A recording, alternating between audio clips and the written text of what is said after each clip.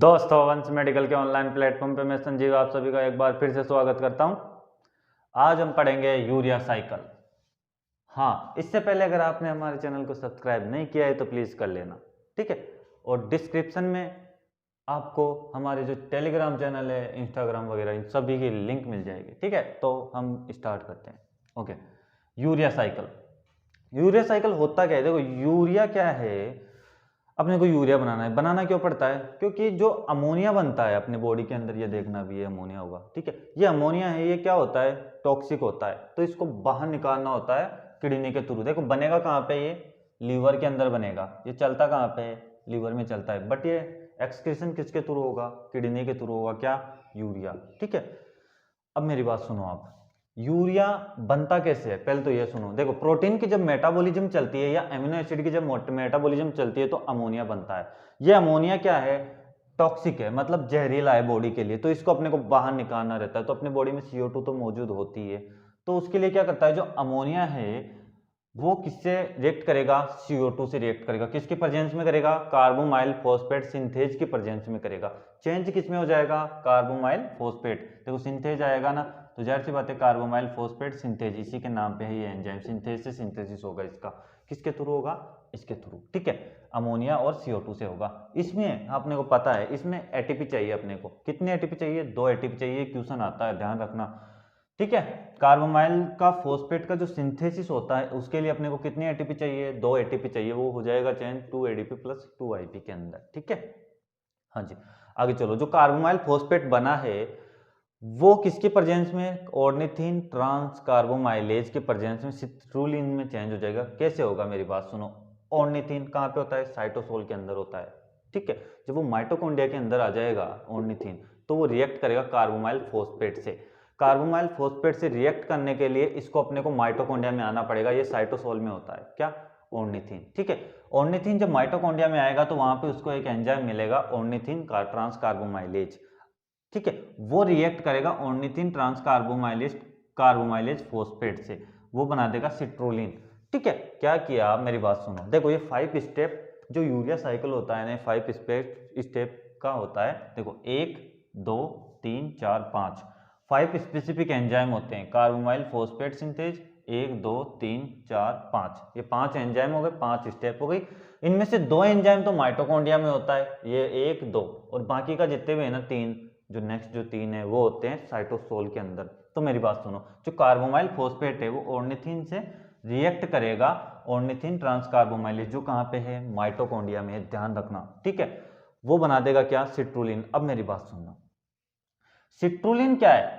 वो है अपना अभी तक माइटोकॉन्ड्रिया में। जब ये मतलब साइटोसोल के अंदर जाएगा, देखो ये इसके नीचे जो भी है ना वो सारा साइटोसोल के अंदर है, ऊपर वाला माइटोकॉन्ड्रिया के अंदर। तो ये साइटोसोल में जाएगा तो वहां पे एक एमिनो एसिड आएगा। कौन सा? एस्पार्टेट। हाँ, तो एस्पार्टेट क्या करता है? एक अमीनो ग्रुप दे देता है। मेरी बात सुनना, देखो इसमें यूरिया का लास्ट में क्या आएगा? 2 आएगा। एक आता है 2 अमीनो ग्रुप होता है, 1 2, एक तो आ जाता है यहाँ से NH4 से, ठीक है, अमोनिया से। एक आ जाता है इस एस्पार्टेट से। और ये कार्बन कहाँ से आएगा? कार्बन आएगा CO2 से। ध्यान रखना इस बात का, क्वेश्चन आता है कार्बन कहाँ से आता है? CO2 से। और जो 2 अमीनो ग्रुप होता है वो एक अमोनिया और एक एस्पार्टेट से आता है, ठीक है। तो सिट्रुलिन एस्पार्टेट से रिएक्ट करके किसमें? आर्जिनोसक्सिनेट सिंथेज। तो जाहिर सी बात है आर्जिनोसक्सिनेट बनाएगा सिंथेज। नाम एंजाइम इन्हीं के आधार पे, ठीक है। यहाँ पे भी एक एटीपी चाहिए अपने को, एटीपी से MP प्लस IP बन जाएगा, ठीक है। ओके, आर्जिनो जो सक्सिनेट है वो साइटोसोल में हो रहा है ये रिएक्शन। आर्जिनोसक्सिनेज की प्रेजेंस में फ्यूमरेट एक बाहर निकालेगा और बना देगा क्या? Arginine। Arginine क्या है? एमिनो एसिड ये भी, ठीक है। अब आर्जिनाइन क्या आएगा? आर्जिनेज की प्रेजेंस में यूरिया बाहर निकाल देगा, H2O ऐड करेगा, यूरिया को बाहर निकाल देगा। फिर वापस किस में चेंज हो जाएगा? ऑर्निथिन में। ऑर्निथिन से वही कार्बोमाइल फॉस्फेट ये जाएगा माइटोकॉन्ड्रिया में। माइटोकॉन्ड्रिया में एक एंजाइम होगा ट्रांसकार्बोमाइलेज, ये इससे रिएक्ट कराएगा, सिट्रुलिन बना देगा। ये सिट्रुलिन अभी बन पड़ा है कहाँ पे? माइटोकॉन्ड्रिया के अंदर। बट जब ये साइटोसोल में जाएगा तो एस्पार्टेट ऐड होगा, एटीपी चाहिए, सिंथेसिस के प्रेजेंस में आर्जिनोसक्सिनेट बना देगा। यह बन रही है साइटोसोल में। आर्जिनोसक्सिनेज के प्रेजेंस में एक फ्यूमरेट बाहर निकाल के, ये भी अमीनो एसिड है, इसको बाहर निकाल देगा, आर्जिनेज में आर्जिनिन में चेंज कर देगा, ठीक है। आर्जिनेज के प्रेजेंस में ऑर्निथिन में चेंज हो जाएगा। कैसे होगा? यूरिया को बाहर निकाल देगा। ये यूरिया क्या होगा? ये यूरिया जाएगी किडनी के पास, किडनी से हो जाएगा इसका एक्सक्रीशन। ये होता है अपना यूरिया साइकिल। समझ में आ गया होगा, उम्मीद करता हूँ। ठीक है, हाँ तो एक बार स्क्रीनशॉट लो इसका जल्दी, हम थोड़ी थ्योरी देखते हैं इसके आगे। तो चलो अब देखते हैं। देखो यूरिया क्या होता है, urea is the end product of protein metabolism या फिर एमिनो एसिड मेटाबॉलिज्म। देखो यूरिया, एक क्वेश्चन भी आता है मतलब यूरिया किसका एंड प्रोडक्ट होता है, मतलब किसके लास्ट में बनेगा। देखो यूरिया साइकिल के थ्रू लास्ट में ही बन रहा है ना यूरिया, किसकी मतलब हम पढ़ क्या रहे हैं, प्रोटीन का मेटाबॉलिज्म पढ़ रहे हैं ना।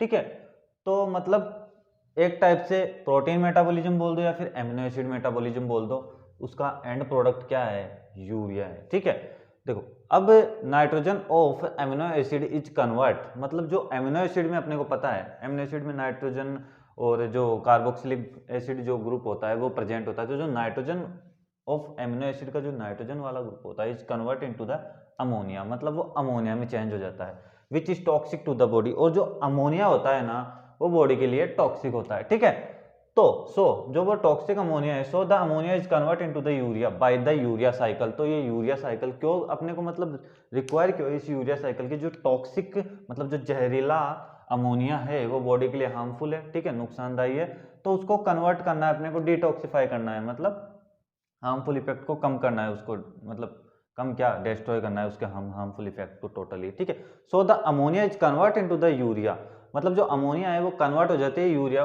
में बाय द यूरिया साइकिल के थ्रू एंड डिटॉक्सिफाइड, मतलब जो टॉक्सिक जो अमोनिया थी वो डिटॉक्सिफाइड हो गया किसके द्वारा, यूरिया साइकिल के द्वारा, किस में कन्वर्ट होके, यूरिया के अंदर। ठीक है, अब देखो the urea is synthesize in liver and transport for kidney for the excretion by the urine. ठीक है, मतलब मेरी बात सुनो, यूरिया साइकिल चलता कहाँ पे है, अपने को पता है लीवर में चलता है।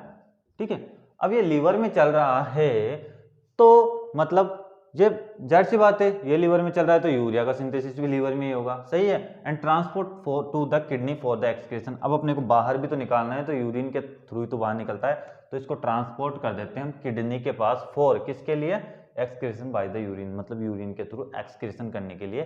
देखो समझो, आराम से समझो, कोई जल्दीबाजी नहीं अपने को। Urea is synthesize in the liver, liver में सिंथेसाइज हो रही है यूरिया, वो ट्रांसपोर्ट होती है किडनी के अंदर, ये भी क्वेश्चन आता है। ठीक है, सिंथेसाइज कहाँ पे होता है, लीवर के अंदर, और ट्रांसपोर्ट कहाँ पे होता है, मतलब एक्सक्रीशन किसके थ्रू होता है, किडनी के थ्रू होता है यूरिया का, ध्यान रखना है ना।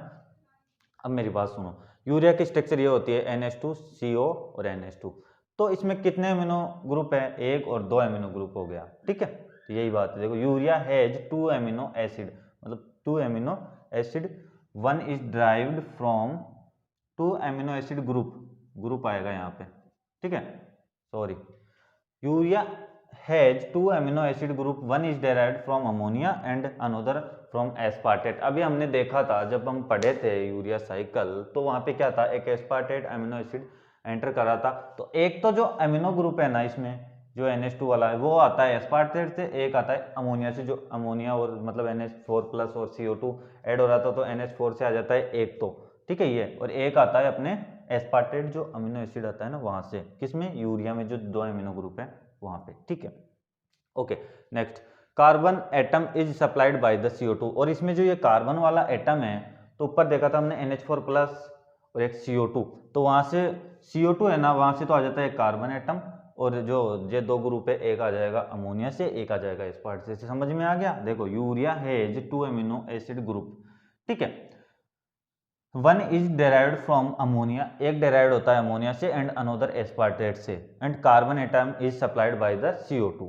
ठीक, okay, urea synthesis is 5 stick, देखा था हमने 5 स्टिक साइक्लिक प्रोसेस होती है विच हैज स्पेसिफिक एंजाइम, जो स्पेसिफिक एंजाइम रखते हैं। ठीक है, अब फर्स्ट 2 एंजाइम, जो फर्स्ट 2 थे वो माइटोकॉन्ड्रिया में थे, और जो next 3 enzyme are found in cytosol. ठीक है, तो ये हो गई इसकी थ्योरी। अब हम देखते हैं जो रिएक्शन होती है उसके अंदर वो सारी। ठीक है, अब हाँ तो दोस्तों, इसके जो रिएक्शन का जो नोट्स है वो तो आपको टेलीग्राम पे प्रोवाइड होगा। ठीक है, हमने क्या पढ़ा, मेरी बात सुनो, नोट्स आपको टेलीग्राम के जस्ट ये वीडियो आएगा ना इसके नीचे आपको प्रोवाइड हो जाएगा। ठीक है, तो आप टेलीग्राम चैनल को ज्वाइन कर लेना, उसकी लिंक आपको डिस्क्रिप्शन में मिल जाएगी। ठीक है, तो हमने समझ तो लिया है, इसके नोट्स आपको मिलेंगे टेलीग्राम चैनल पे, एक बार फिर से बोल रहा हूँ मैं। ठीक है, तो लाइक करो, कमेंट करो, शेयर करो। ठीक है, थैंक यू।